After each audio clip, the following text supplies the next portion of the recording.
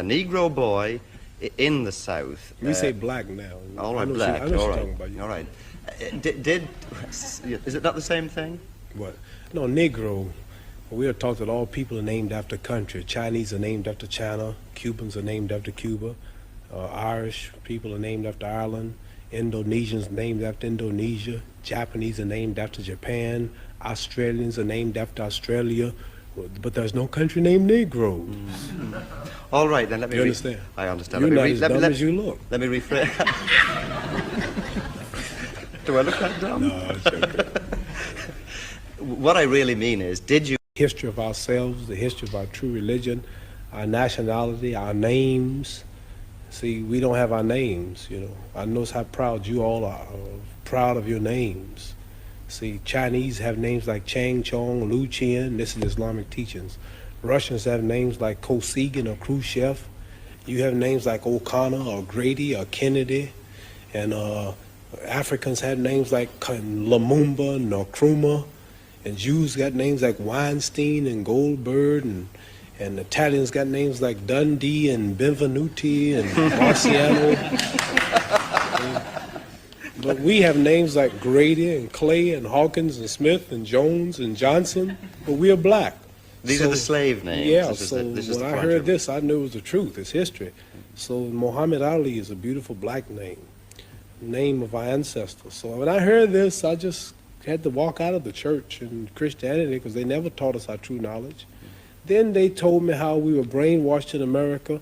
We see Jesus, he's white with blonde hair and blue eyes. We see the Lord's Supper, all white people. We see the angels in heaven, all white people.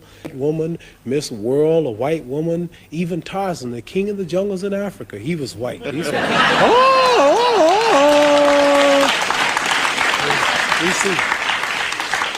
We see a white man swinging around Africa, with a diaper on.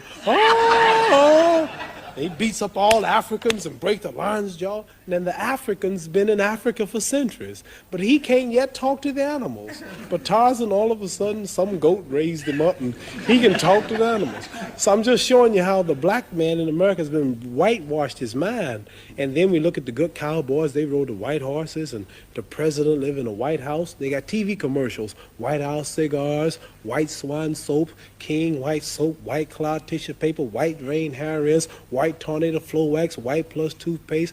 The president lived in a White House, and the angel food cake was the white cake, but the devil food cake was the chocolate cake. Everything good was white.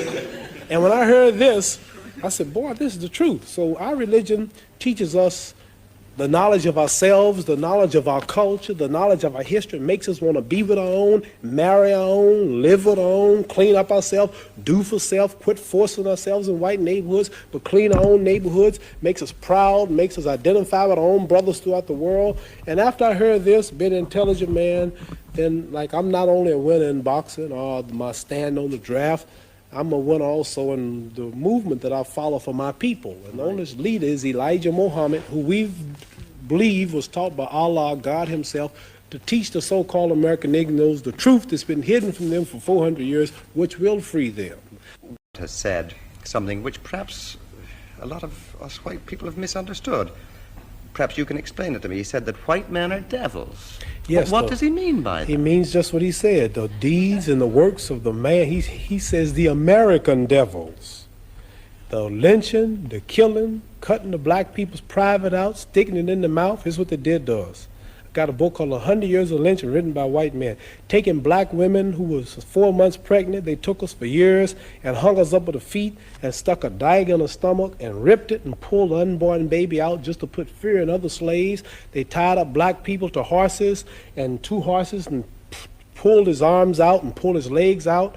Lemonade trains with white children and white people of America used to come and watch them tie up 10 or 15 black men and pour gasoline on them and burn them, watch them burn alive. They took us and hung us up with trees and shot us with bullets. They took and cut a hand off and gave it to the little boy and they took the leg off. And this is worse than the devil. All right, but... see, the devil, the preacher in the church taught us that the devil was up under the ground. Right. And he'll wait till he died before he burn us up. This white devil in America was worse because he burned us while we was alive. He didn't wait till we died.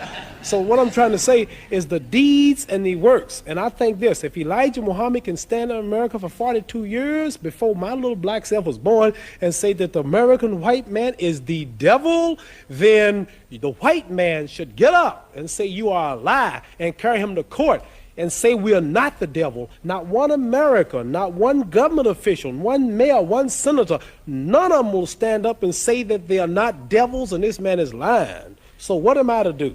Right. I believe it. Do you believe that every white man is a devil? I mean, Angelo Dundee, Harold Conrad? Angelo Dundee's Italian.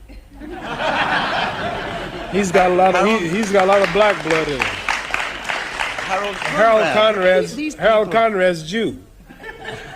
So there are exceptions. There are exceptions. No, listen. What I'm saying to you is this.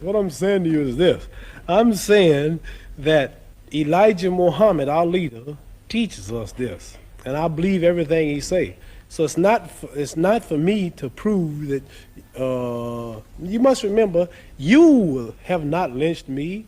It wasn't the Germans that did this to us. It wasn't the white Canadians who's right on our border. He put emphasis on the American devils. He's missioned to America by God to preach the truth.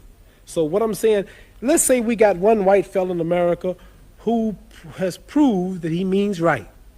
Let's say we got another one. White people have died in demonstrations for black people.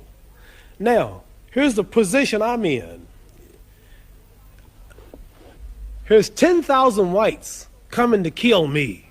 And in those 10,000, or let's say here's 10,000 rattlesnakes coming to bite me. And in those 10,000, there was 1,000 that didn't mean no harm.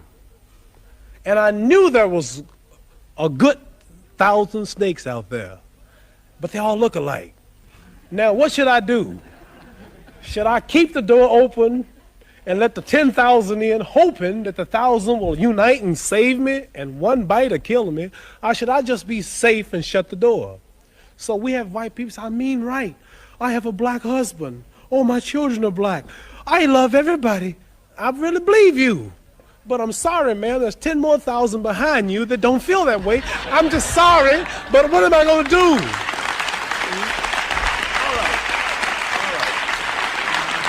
So I like to say this, that I know, I'll bet my hand on my family's life now, that there's some whites that mean right and sorry that they're from this race. But there's so few until it don't really matter, until I can't forget all the lynching, all the depriving, all the murder, everything that's happened, because there are two that mean right. Right, but don't see, when America dropped bombs on Vietnam, she drops them. Okay. Babies, boys, when she dropped the bomb on Japan, she dropped it. They don't say some innocent, they just said war. So when a person in Belfast leave a bomb, they don't say, well, there's a kid that's innocent in here. There's an old lady, she's blind. They just, boom, throw the bomb. So what I'm saying, not because they do, we have a problem. It's black and white. And maybe there's a few voices, I mean right, but there's so many that don't. So we have to look at the problem as a whole. I want to get that plain. I know there are whites that mean right. Okay. You yourself have some little white blood in you. Yeah, what are you saying? You feel totally Negro, or do you feel black? Yeah. Well, nobody is really totally. Like Chinese are yellow, they say, but they're not really yellow. They say you white. Well, give me something white. You don't look white. Here's white. See, this is white. You're not white. You're kind of pinkish. Okay. You're not white. See, that's white. Right. So I'm not black, but I'm considered black. But as far as the blood is concerned, some people say, you talk so bad about us in America. You have white blood in you. How did I get white blood in me? Well, you know, way back 100 and something years ago, the old slave master's wife used to get tired. And he would sneak back in old Granny's shack. And old Granny had big hips, and she was pretty and had a big breasts and big legs, and she was strong. She worked all day to clean up the white lady's house, raise the white lady's babies, and the old white lady was tired and weak, and old black slave was back there all strong, and he would slip back at night and close the door, and you know what he would do? I can guess. You can guess what he would do. And then here come me, half black. See?